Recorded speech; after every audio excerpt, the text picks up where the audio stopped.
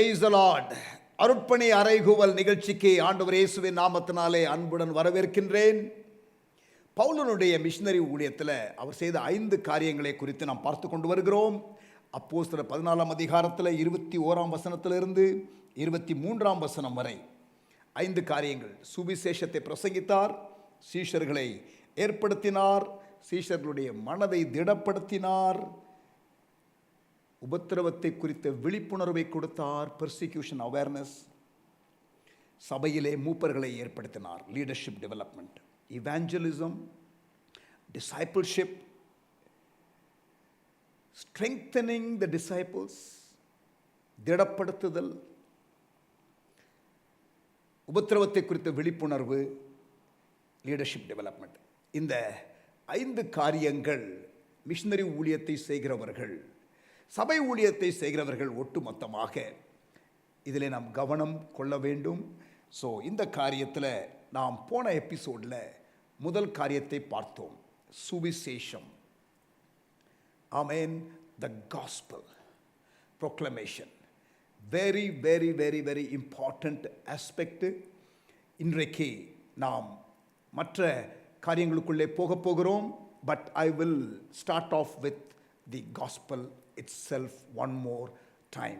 விடப்பட்ட காரியங்களை நான் இன்றைக்கு சொல்ல போகிறேன். சிறிய பிரேக்குக்கு அப்புறம் நான் உங்களை பார்க்கிறேன். உங்களுடைய செவிகளை தேவனுடைய இருதயத்தின் பக்கத்திலே வைத்தால் ஒருவரும் கெட்டு போகக்கூடாது, யாவரும் ரட்சிக்கப்பட வேண்டும் என்ற வார்த்தை தான் ரீங்காரம் விடுவதை நீங்கள் கேட்பீர்கள். Not everybody is called to be a missionary, but every believer is called to be involved in missions.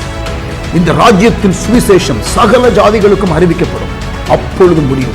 நான் ஒரு சாதாரண விசுவாசிதான், நான் எப்படி தேவனுடைய திட்டத்தில் ஈடுபடுவது?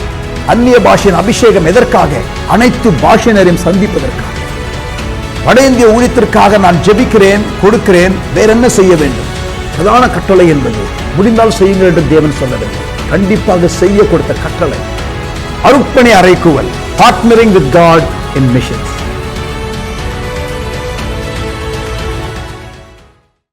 சுவிசேஷத்தை அறிவித்தல், very very important, foundational.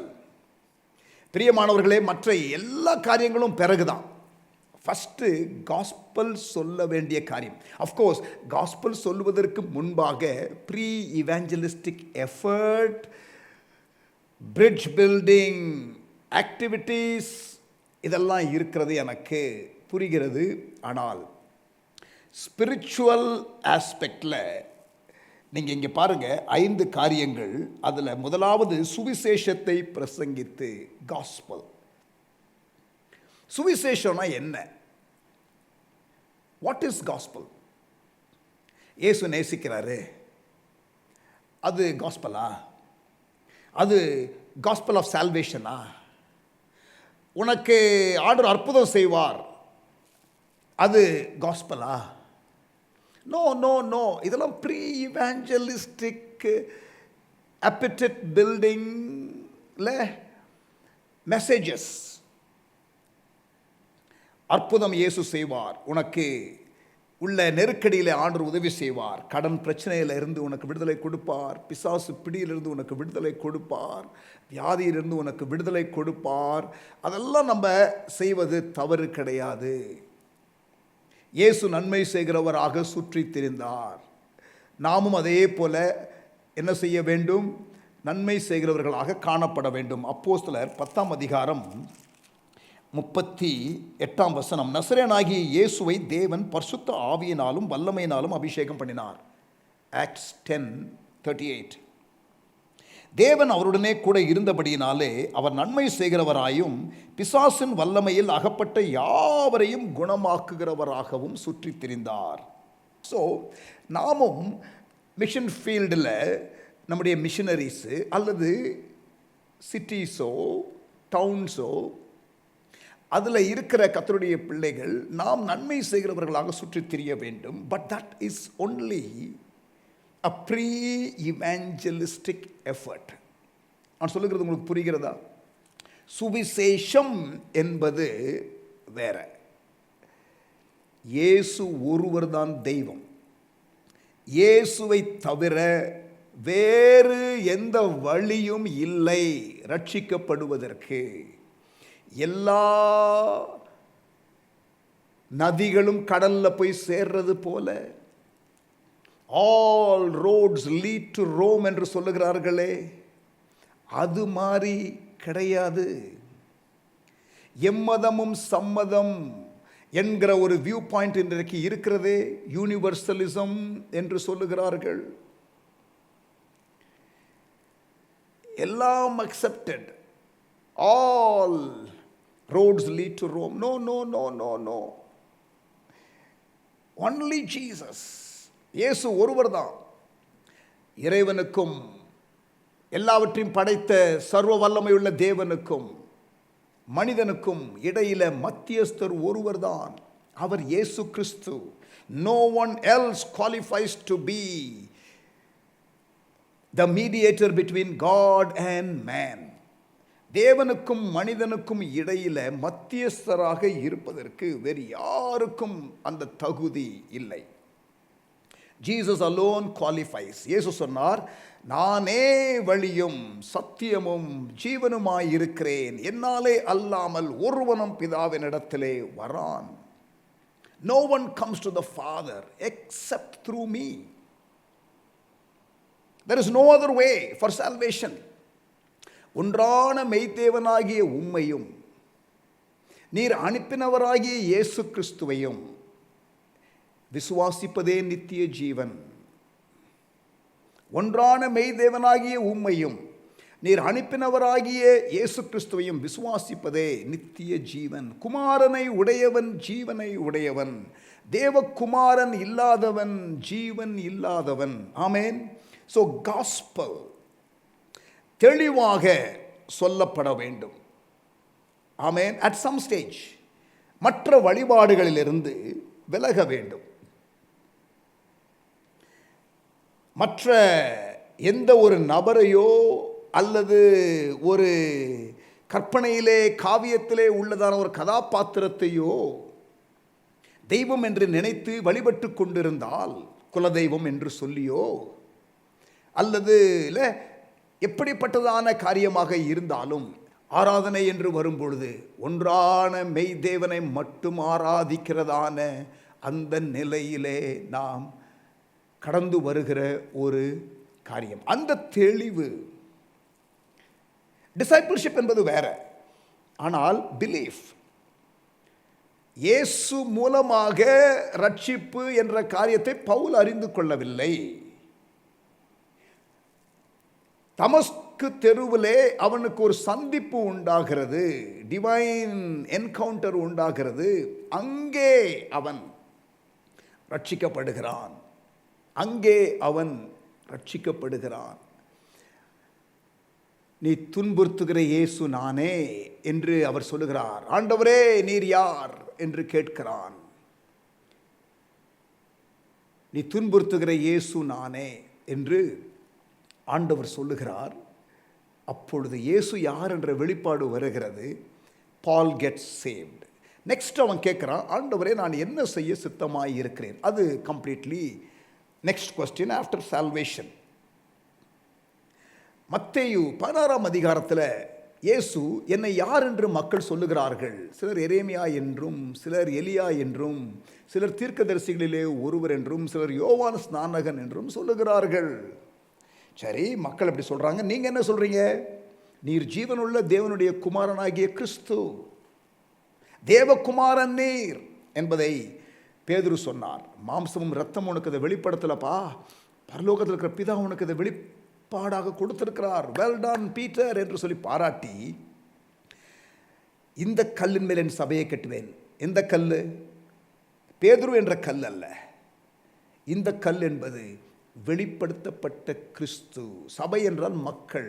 So ஒரு மனிதன் கட்டப்பட ஆரம்பிக்கிற முதல் ஸ்டேஜ் தேவகுமாரனாகிய இயேசு. அவர் மூலமாக உண்டாகிறதான பிராயச்சித்த பலி அவர் செய்தபடியினாலே, அதனாலே நமக்கு உண்டாகிற ரட்சிப்பு. ஆமென். அவரை தவிர வேறு யாருக்கும் அந்த தகுதி இல்லை. இந்த செய்தியை தெளிவாக அறிந்து கொள்ள வேண்டும். ஆமென். மத்தியஸ்தம் பண்ணுகிற ஒருவர், இறைவனுக்கும் மனிதனுக்கும் இடையில மத்தியஸ்தராக, இறைவனுக்கும் மனிதனுக்கும் பிரிவினை உண்டாயிருக்கிறது, ரெக்கன்சிலேஷன் உண்டாகணும். இப்போ மீடியேட்டராக இயேசு வருகிறார். ஒரு மீடியேட்டர்னு சொல்லி ஒரு தகுதியை நம்ம வைக்கணும்னா, ஒரு good mediator, to be fair, இரு சாராரையும் உரியவராக இருக்க வேண்டும், இருவரையும் சேர்த்து வைக்க வேண்டும் என்ற ஆசை இருக்க வேண்டும், இருவரையும் சேர்த்து வைக்க தியாகம் தேவைப்பட்டால் செய்ய வேண்டிய நிலையிலே இருக்க வேண்டும். கரெக்டா? ஸோ அந்த 3 தகுதியை நம்ம இயேசுவுக்கு பொருத்தி பார்க்கலாமா? இறைவனுக்குரியவராகவும் இருக்க வேண்டும், மனிதனுக்குரியவராகவும் இருக்க வேண்டும், 2 சாராருக்கும் உரியவர்களாக இருக்க வேண்டும், மத்தியஸ்தம் பண்ணுகிறவர்கள். கரெக்டா? ஸோ இரு சாராருக்கும் உரியவராக இயேசு இருந்தார். பரிசுத்தாவின் வித்தினாலே அவர் உருவாக்கப்பட்டபடியினாலே அவர் தேவனுக்குரியவர், மரியாளுடைய வயிற்றிலே உருவானபடினாலே மனிதனுக்கு உரியவர். ஸோ இறைவனுக்குரியவராகவும் மனிதனுக்குரியவராகவும் அவர் இருக்கிறார். ஸோ முதல் தகுதி மீடியேட்டராக இருப்பதற்கு, between God and man, to reconcile God and man. 2வதாக இருவரையும் சேர்த்து வைக்க வேண்டும் என்ற ஆசை இருக்க வேண்டும். விண்ணுலகின் மேன்மையை எல்லாம் விட்டு இந்த மனித அவதாரத்தை இயேசு எடுத்தார். He was willing. 3வதாக எந்த தியாகமும் செய்ய ஆயத்தமாக இருக்க வேண்டும், இரு சாராரையும் இணைத்து வைப்பதற்கு. சிலுவையிலே மரித்த அந்த சம்பவம் போதுமானது அதை எஸ்டாப்ளிஷ் பண்ணுவதற்கு. இந்த 3 தகுதி வேறு யாருக்கு இருக்கு? வேறு யாருக்கும் கிடையாது. Only Jesus. இயேசு மூலமாக மட்டும்தான் அந்த இறைவனிடத்திலே மனிதன் சேர முடியும். அந்த தீர்மானம் எடுத்தால்தான் அந்த நித்திய ஜீவன் உண்டாகும் என்ற இந்த செய்தி தான் காஸ்பல் மெசேஜ். இயேசுவன் ஆசீர்வதிப்பார். இயேசுவை நம்புறியா? அவன் சொல்லுவான், இயேசுவை நம்புறேன்பா. ஆமாம், காஸ்பல் சொல்லிட்டேன் பிரதர். என்ன காஸ்பல் சொன்னீங்க பிரதர்? உனக்கு வியாதியா? நான் உனக்காக ஜெபம் பண்ணுறேன், ஜெபம் பண்ணட்டுமா? சரின்னு சொன்னான். நான் ஜெபம் பண்ணேன். வந்து சொல்கிறது காஸ்பல் சொல்லிட்டேன். காஸ்பல் சொல்லலை. அதாவது we sometimes don't know what is the gospel message. I question whether you are saved, my brother. நீ ஏன் ரட்சிக்கப்பட்டியாங்கிறது எனக்கு டவுட்டாக இருக்குது. இப்படிப்பட்டதான எண்ணங்கள்லாம் உடையவர்களாக நீங்கள் இருந்தீங்கன்னா I doubt, I question. Salvation வந்து கிளியர். சிலர் சொல்லுவாங்க, நான் ரட்சிக்கப்படனா இல்லைன்னு தெரில பிரதர்னுவாங்க. ஐயோ, நான் சொல்கிறேன் பிரதர், அப்படி டவுட் இருந்துச்சுன்னா உங்களுக்கு சொல்கிறேன் பிரதர், நீங்கள் ரட்சிக்கப்படல பிரதர்னு சொல்லிடுவேன். ஏன்னா salvation is a definite experience. I'm not sure whether I'm saved or not. இந்த காஸ்பல் மீட்டிங்லலாம் பேசும் பொழுது ரட்சிக்கப்படாதவர்கள் என்று நமக்கு தெளிவாக சொல்லி அழைப்பு கொடுக்கும் பொழுது சிலர் வந்து அப்படியே உட்கார்ந்துருப்பான். அப்போ நான் கேட்பேன், நான் ரட்சிக்கப்பட்டனா இல்லையான்ற சந்தேகம் உனக்கு இருக்கா? சபைக்கு வர்ற ஆளாக இருப்பான். நான் சொல்கிறேன், உனக்கு சந்தேகம் இருந்தால் நீ ரட்சிக்கப்படலை, எலும்புன்னு சொல்லிடுவேன். ஆமென். அல்லேலூயா. It's a definite experience. இயேசு ஒருவர் மட்டும்தான். அதாவது கேரக்டரை குறித்த காரியம் கிடையாது, அது நமக்கு வந்து 2வது. ஆனால் பிலீஃப், ஒன்லி ஜீசஸ், வேறு யாருக்கும் நான் கையெடுக்க மாட்டேன் என்ற ஒரு தெளிவு. கவனிங்க, பவுல் சொல்லுகிறார் 2 கொரிந்தியர் 4ஆம் அதிகாரம் 4ஆம் வசனத்தில், 2 கொரிந்தியர் 4ஆம் அதிகாரம் 4ஆம் வசனம், தேவனுடைய சாயலாய் இருக்கிற கிறிஸ்துவின் மகிமையான சுவிசேஷத்தின் ஒளி, the light of the gospel, the light of the gospel, சுவிசேஷத்தின் ஒளி அவிசுவாசிகளாகிய அவர்களுக்கு, ரட்சிக்கப்படாதவர்களுக்கு, அவிசுவாசிகளாகிய அவர்களுக்கு பிரகாசமாயிராதபடிக்கு இப்பிரபஞ்சத்தின் தேவனானவன் அவருடைய மனதை குருடாக்கினான். அவருடைய மனதை குருடாக்கினான். பிரியமானவர்களே, இந்த சுவிசேஷ செய்தியை ரட்சிக்கப்படாத அவிசுவாசிகள் பார்க்கக்கூடாதபடிக்கு அவருடைய மனக்கண்களை குருடாக்கி வைத்திருக்கிறான் பிசாசானவன், இப்பிரபஞ்சத்தின் தேவனானவன். God of this age, இப்பிரபஞ்சத்தின் தேவனானவன் அவர்களுடைய மனதை குருடாக்கினான். பிரியமானவர்களே, gospel sharing is all about opening the eyes of the unbeliever to see the real gospel message, the light of the gospel. சுவிசேஷ ஒளியை தெளிவாக பார்ப்பதற்கு கண்களை திறந்து விடுகிறதான ஒரு செயல்தான் சுவிசேஷ ஊழியம், ஷேரிங் த காஸ்பல் மெசேஜ். அப்போஸ்தலர் 26ஆம் அதிகாரத்திற்கு வருவோம். Let us come to Acts chapter 26. அப்போஸ்தலனாகிய பவுல் அகிரிப்பா ராஜா முன்பாக, before King Agrippa, when he was still in Caesarea, ரோமாபுரிக்கு அவர் கைதியாக கொண்டு போகப்படுகிறதற்கு முன்பாக 2 ஆண்டு காலம் செசரியாவிலே அவர் இருந்தாரே, காவலிலே. அப்பொழுது just before he was sent to Rome, ரோமுக்கு சீசர் முன்பாக, ராயனுக்கு முன்பாக நிற்கிறதற்கு அனுப்பப்படுவதற்கு முன்பாக அகிரிப்பா ராஜா என்ற ராஜா அவனுடைய காரியங்களை கேட்கிற வேளையிலே, லிசன், அவனிடத்திலே இவன் சொல்லுகிற காரியம்தான் இந்த பேசேஜ், verse 16 to 18. அப்போஸ்தலர் 26ஆம் அதிகாரம் 16லிருந்து 18. பவுல் அங்கே அவனுடைய அந்த கன்வர்ஷன் ஸ்டோரியை சொல்லுகிறான். he is explaining his salvation story.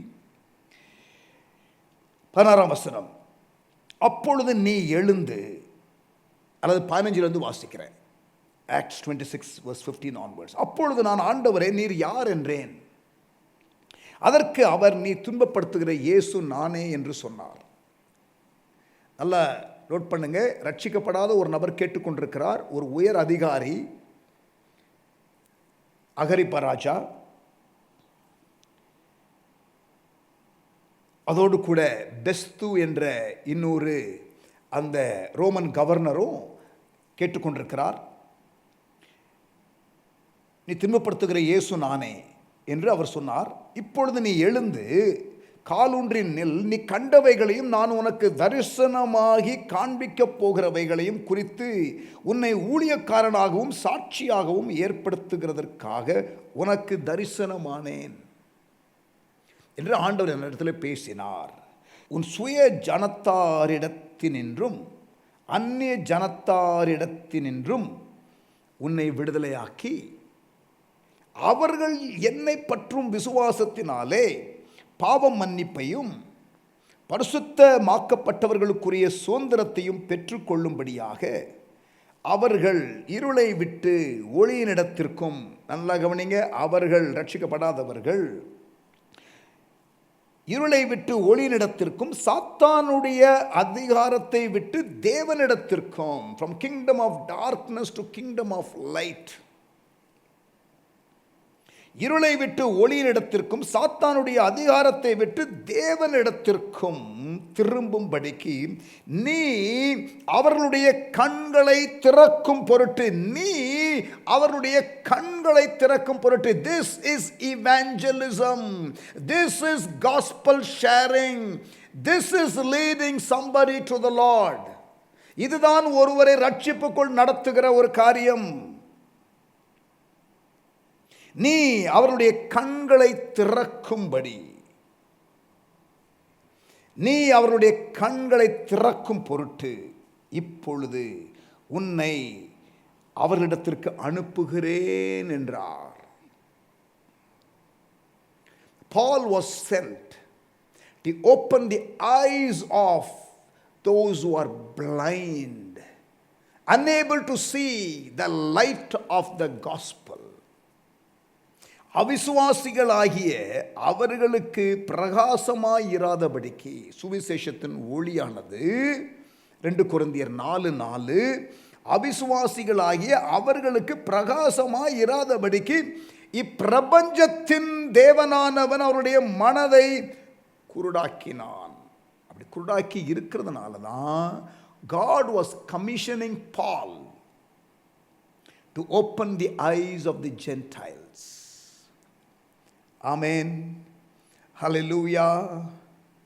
அதனால தான் சுவிசேஷத்தை சொல்ல போகும் பொழுது, ஊழியங்கள் செய்ய போகும் பொழுது, you will experience power encounters. இருளின் வல்லமைக்கும் ஒளியின் வல்லமைக்கும் ஒரு நேரடி மோதல் ஏற்படுகிறதை நீங்கள் பார்ப்பீர்கள். Power encounters. மிஷனரி ஊழியத்தில் நாங்கள் பீகார் மாநிலத்தில் நான் சொல்ல முடியும் பல கிராமங்களில் நாங்கள் போகும் பொழுது ஒரு பவர் என்கவுண்டர் இருக்கும். இருளின் சக்திக்கும் ஆண்டவருடைய வல்லமைக்கும் ஒரு நேரடி மோதல் ஏற்படுகிற வேளைகள் வரும். யூசுவலாக அப்படி வந்தால் பயப்பட வேண்டிய அவசியம் இல்லை. ஏனென்றால் அதற்கு பிறகு ஒரு பிரேக் த்ரூ காத்திருக்கிறது. ஆமென். அதற்கு பிறகு ஒரு பிரேக் த்ரூ காத்திருக்கிறது. We all know the power of darkness cannot stand before the light of the gospel. ஆண்டவருடைய வல்லமைக்கு முன்பாக பிசாசனுடைய வல்லமை ஒன்றும் கிடையாது, நிகர் கிடையாது. ஆமென். Hallelujah. Praise the Lord. So பவுலுடைய மிஷனரி ஊழியத்தில் நீங்கள் பார்க்கலாம். நீங்கள் புக் ஆஃப் ஆக்ட்ஸ் படித்து பார்த்தீங்கன்னா அவருடைய மிஷனரி ஜேர்னிஸில் பல இடங்களில் பவர் என்கவுண்டர், அந்த இருளின் வல்லமைகள் வந்து அவருடைய ஊழியத்தை டிஸ்டர்ப் பண்ணும். அந்த பவர் என்கவுண்டரில் நீங்கள் அப்போஸ்தலர் 16ஆம் அதிகாரத்தில் மகதோனியாவில் பார்த்தீங்கன்னா குறி சொல்லுகிற ஆவி உடைய ஒரு பெண். ஸோ அந்த ஈவெண்ட்டுக்கு அப்புறம் ஒரு சலசலப்பு ஏற்பட்டது. சிறைச்சாலையில் வைக்கப்பட்டார்கள். ஆனால் அங்கே ஒரு சபை ஆரம்பிக்கப்பட்டது. ஆனால் அங்கே சிறைச்சாலை காவலாளி குடும்பமாக ரட்சிக்கப்படுகிறார். பல சிறை காவலாளிகள் ரட்சிக்கப்படுகிறார்கள், ஞானஸ்தானம் எடுக்கிறார்கள். So breakthrough will always be there after a power encounter. எலியா பாகால் தீர்க்கதரிசிகள், ஆமென், அந்த பவர் என்கவுண்டருக்கு பிறகு கர்த்தரே தெய்வம், கர்த்தரே தெய்வம் என்று மக்கள் ஆர்ப்பரித்தார்கள். ஆமென். அப்படிப்பட்டதான பிரேக் த்ரூஸை நாம் அனுபவிக்க முடியும். பிரியமானவர்களே, சுவிசேஷம் என்றால் என்ன? What is gospel? It is not saying good words about Jesus and trying to woo them to Christian faith without proper foundational message. அது அல்ல. அப்படி இருந்தால் ஒரு பிரச்சனை வரும் பொழுது போய்விடுவார்கள். இயேசு உனக்கு நன்மை செய்வார், வா என்று கூப்பிடுவீர்கள். வருவான். பிரச்சனை இருக்கிறது மனிதனுக்கு. ஆனால் அவருடைய பிரச்சனைக்கு தீர்வு கிடைத்தால் சந்தோஷப்படுவான். அடுத்த பிரச்சனைக்கு ஜெபம் பண்ணுவான். அவன் பதில் பெற்றுக்கொள்ளலாம், போயிடுவான். ஏன்னா வந்ததே வந்து பிரச்சனை போகிறதுக்காகத்தான். ஆனால் காஸ்பல் அப்படி இல்லை. அவர் நமக்காக உயிரை கொடுத்தாரு. அவருக்காக நாம் உயிரையும் கொடுக்கணும். வாழ்க்கையில் கிடைக்குதோ கிடைக்கலையோ, இம்மைக்காக மாத்திரமல்ல, நித்தியத்திற்காக என்ற தெளிவு நம்ம சொல்லணும். So gospel message must be communicated very clear. I am not against pre evangelistic messages. போயிட்டு ஒரு இடத்துல இயேசு அற்புதம் செய்வார் என்று ஹீலிங் கேம்பெயின் நடத்திட்டு வர்றது தப்பில்லை. பட் ஆனால் ஹீலிங் கேம்பெயினில் முன்னால் ஹீலிங்க்கு வந்த எல்லோரும் ரட்சிக்கப்பட்டாங்கன்னு நமக்கு நினச்சிடக்கூடாது. நிறைய இவாஞ்சலிஸ்ட் வந்து ஃப்ரண்ட்டில் வர்ற எல்லாரையுமே ரட்சிக்கப்பட்ட கணக்கில் வைக்கிறது தான் இன்றைக்கு ப்ராப்ளம். ஃபால்ஸ் ரிப்போர்ட்டிங் சொல்கிறது புரியுதா? ஸோ காஸ்பல் அப்படி என்றால் என்ன என்பதை நாம் தெளிவாக அறிந்து கொண்டோம். ஆமேன். தொடர்ந்து மிஷனரி ஊழியத்தில் என்னென்ன செய்ய வேண்டும் என்பதை நாம் ஒவ்வொன்றாக பார்க்கலாம். அவசரமே இல்லை. எத்தனை எபிசோடு வேண்டும் என்றாலும் நாம் வைத்துக்கொள்ளலாம். ஆனால் தெளிவாக நீங்கள் அறிந்து கொள்ள வேண்டும் என்பதுதான் முக்கியம். கண்களை மூடி ஜெபிக்கலாமா? The next things will be discussed in the following episodes. தகப்பனே, எங்களோடு கூட நீர் பேசுகிறதற்காக ஸ்தோத்திரம், கற்றுக் கொடுக்கிறதற்காக ஸ்தோத்திரம், தெளிவுபடுத்துகிறதற்காக ஸ்தோத்திரம். உம்முடைய செய்தியை நாங்கள் தெளிவாக சொல்ல வேண்டும். எங்களுக்கு கொடுக்கிற வெளிச்சத்திற்காக நன்றி செலுத்துகிறோம். ஆசீர்வதியும், எங்களை ஆசீர்வதியும், ஆசீர்வாத வாய்க்காலாக தீர்த்தரலும். இயேசுவின் நாமத்தில் ஜெபிக்கிறோம் எங்கள் நல்ல பிதாவே. ஆமேன், ஆமேன். அடுத்த எபிசோடில் மறுபடியும் உங்களை சந்திக்கிறேன். God bless you. Be blessed and be a blessing always. அருட்பணி அறைகூவல். 1999 ஜனவரி முதல் ஹார்வெஸ்ட் மிஷன் ஊழியங்கள் பீகாரில் துவங்கி கடந்த 23 ஆண்டுகளாக உள்ளூர் ஊழியர்களை பயிற்றுவிக்கும் பணியையும் ஊழியங்களையும் முறையாக செய்து வருகின்றது. பீகார் மாநிலத்தில் 80 விழுக்காட்டிற்கும் அதிகமான கிராமங்களில் இன்னும் இயேசுவின் நற்செய்தி எட்டவில்லை. இப்படிப்பட்ட கிராமங்களை மையமாக வைத்து வாழ்வில் நம்பிக்கையை கொண்டு வரக்கூடிய இயேசுவின் நற்செய்தி அறிவிக்கப்படுகிறது. பெரும்பாலான கிராமங்களில் குடிநீர் வசதி சரிவர இல்லாததினால்தான் இயன்றவரை குடிநீர் வசதி ஏற்படுத்தி கொடுக்கப்படுகின்றது. ஒருபோதும் தாகம் எடுக்காத ஜீவ தண்ணீரை அருளுகின்ற இயேசுவும் அறிமுகப்படுத்தப்படுகின்றார். கல்வி மையம் இல்லாத 30 அல்லது 40 கிராம பகுதிகளை மையமாக வைத்து ஆங்கில மொழி வாயிலாக கல்விக்கூடங்கள் ஏற்படுத்தப்பட்டு 4 பள்ளிகளில் சுமார் 1500 மாணாக்கர் பயின்று வருகின்றனர். 80% மக்கள் கிராமங்களில் தான் வாழ்கின்றனர். இவர்களுக்கு தேவையான அடிப்படை கல்வியும் இதர தொழில் பயிற்சிகளும் கொடுக்கப்பட்டு மேம்பாட்டு திட்டங்கள் செயல்முறையில் உள்ளன. கூடுமானவரை திருச்சபை இல்லாத 10 அல்லது 20 கிராமங்களுக்கு ஒரு திருச்சபை கட்டிடம் என்ற முயற்சி எடுத்து இயன்றவரை அக்கிராம மக்களின் ஈடுபாட்டுடன் கட்டப்படுகின்றது. அவ்வப்போது ஊழியர்களின் செயல்பாட்டிற்கென உபகரணங்களும் வழங்கப்படுகின்றன. பீகார் மற்றும் ஒரிசா மாநிலங்களில் பணிபுரியும் 160க்கும் மேற்பட்ட ஹார்வெஸ்ட் அருட்பணியாளர்களுக்காகவும் ஊழியங்களுக்காகவும் ஜெபியுங்கள். மிஷனரி ஊழிய ஜெப கையேட்டை பெற உங்களது தொலைபேசி எண்ணை எமது வாட்ஸ்அப் எண்ணிற்கு அனுப்பி வையுங்கள். கர்த்தர் உங்களை ஆசீர்வதிப்பாராக.